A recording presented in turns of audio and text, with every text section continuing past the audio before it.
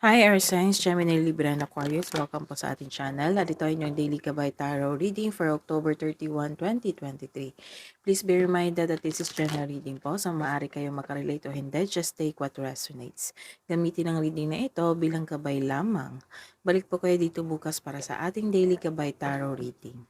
Please like, subscribe, and click bell button for notification para updated po kayo sa Daily Tarot reading natin. Para po sa gusto magpa-reading, maaari nyo po magkuha ang link. Nasa description box po ito. Message nyo lang po ako sa messenger. Maraming salamat po.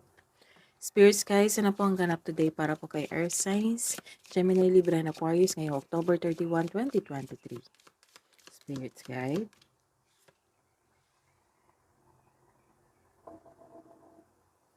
High honor.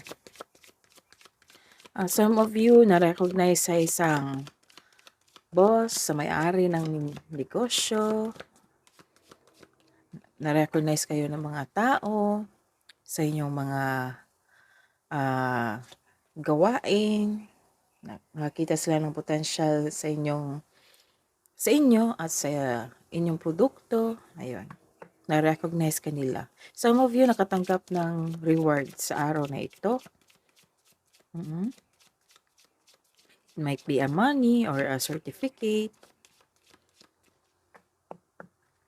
You are sa araw na ito ay pumunta ka sa isang attorney or sa barangay or naka-receive ka ng sulat galing korte.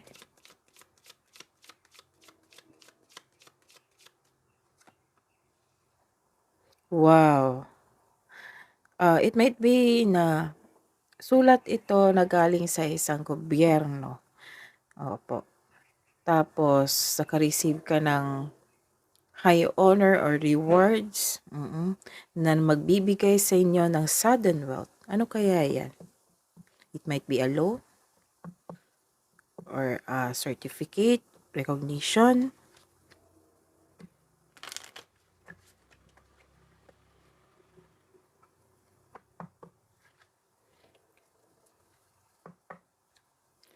Spirits guys, ano po ang message nyo today para po kay Gemini, Libra, and Aquarius sa araw na ito, October 31, 2023?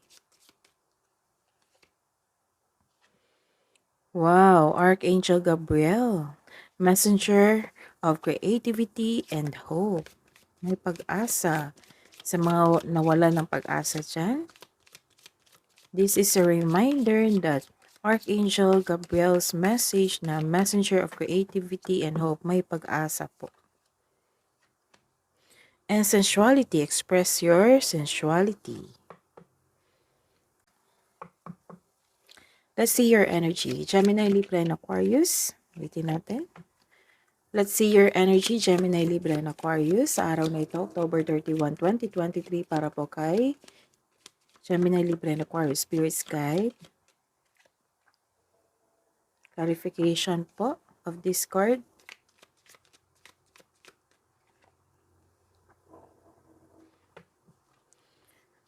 Career and money ni Gemini, Libra, and Aquarius. Spirit's Guide. Message niyo po sa araw na ito, October 31, 2023. Clarification po of this card.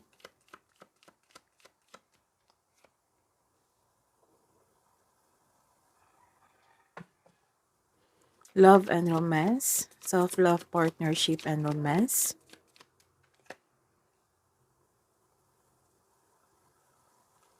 Clarification of this card po. Clarification of this reverse card. Sa araw na ito, mataas sa inyong intuition. May sekreto kang malalaman ngayon. May sekreto kang malalaman ngayon o malalaman mo na kung sino ang manloloko or nangloko sa inyo. This card also tells you na dapat ikaw ay magpahinga at magnilay-nilay. Babala din ito sa mga kaaway na nagtatagong anyo. This card tells you na be careful of seeing things that are not there. Mag-ingat kasi, deception kasi ito eh. Dissatisfaction sa isang gawain or you have a fear. Oo. Nagmuni-muni ka rin Nagmuni-muni sa inyong dreams, nagkaroon ng fear sa isang bagay, sa isang tao, malakas yung intuition nyo, nagkaroon ng deception. Sa araw na ito, kaya mag-ingat sa isang tao na nagtatagong anyo. This is power. This is power and authority. Baka kasi may connection ito sa sinabi ko sa inyo sa second card na may inaantay kayo na sulat, balita galing sa isang courthouse or sa government agency or bumisita kayo sa inyong attorney or sa barangay. Ayun. You have a power and authority. And marami ka nang napagdaanan sa buhay bago naging successful. This is authority, may potential na maging leader ka sa isang grupo or isa kang boss. You have stable emotions, kalma ka ngayon.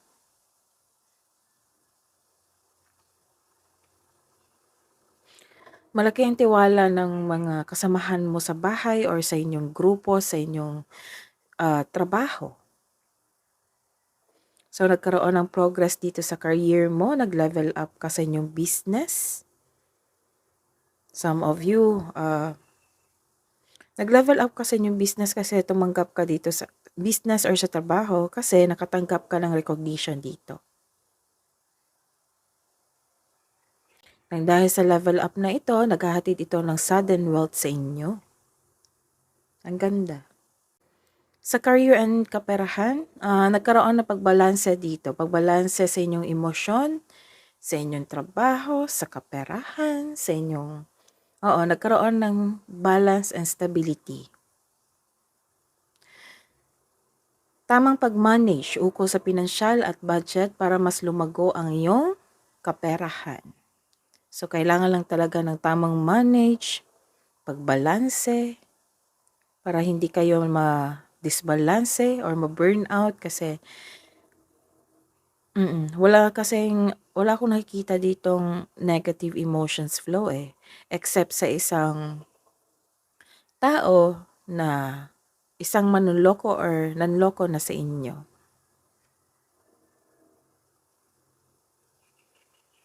Nakikita ko rin dito na some of you nahihirapan sa pagbalanse pero don't worry. Kasi may nakita akong sudden wealth dito Be ready lang sa mga challenges na dumating na hindi mo inaasahan. Kaya kailangan ng paghanda kasi this card tells you na kailangan balansehin mo yung oras mo, ang inyong kaperahan, ayun. Kasi may parating na challenges na dumating na hindi mo inaasahan. So kailangan talaga na maging ready. Feel free yourself para makapag-isip ka ng maayos. Kung nais mo ng promotion or making business investment, hindi mo kailangan ng pahintulot to move ahead. Mas gusto mo ng trabaho na mag-isa rather than in collaboration. Sa buhay pag-ibig, this is reverse card. Nagkaroon ng materialistic dito or materialism. So, control over spending. Kaya nagkaroon ng balanse dito. This card tells you na kailangan pagbalanse sa kaperahan. Kasi may nakita ako ditong materialism Materialistic. It might be you, it might be your partner or kasamahan sa bahay. May nakikita ako ditong tao na hindi marunong magpahalaga sa buhay, sa relasyon, sa kaperahan niya. May nakita akong tao dito na nagsiselos. It might be you, it might be your partner. Nakikita ko talaga dito na hindi marunong mag-handle ng money. Naging materialistic, may taong hindi maasahan. Instead of getting angry, have a conversation with them about expectation and make adjustments where necessary. May taong nanghimasok sa desisyon mo, nakikita ko rin dito. May taong nanghimasok sa desisyon mo in making process. This is a reverse card also, nagkaroon ng difficulties in moving on.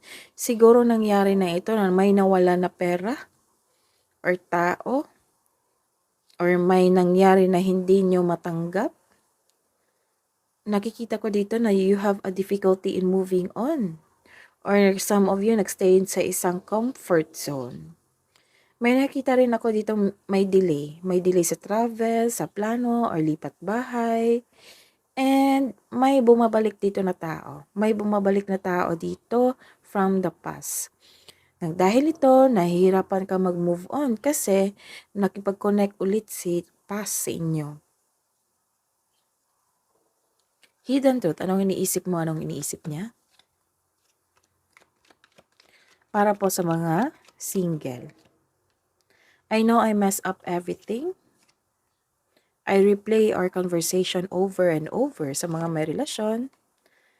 You and I were too young. I hope that you can forgive me one day. Love advice po para sa mga single. Read. And alone time. Kaya pala dito, this is a confirmation of this card na gusto nyo mapag-isa. Siguro kung some of you, kung gusto mapag-isa para ma-re-energize kayo, para makapag-isip kayo ng mabuti. Love advice po para sa mga may relasyon. Power. The power of love is like a magnet, drawing souls together. And trust. You need to have trust in a relationship in order for it to flourish.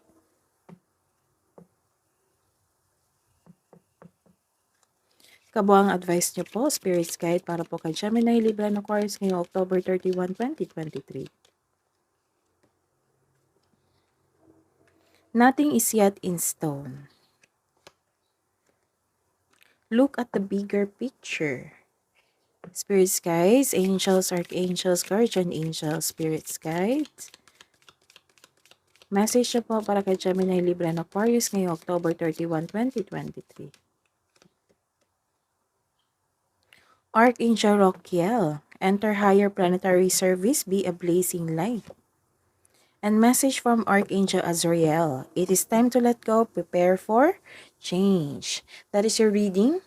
Gemini, Libra, and Aquarius, please like, subscribe, and click bell button for notification para po updated kayo sa daily tarot reading natin. Maraming salamat po.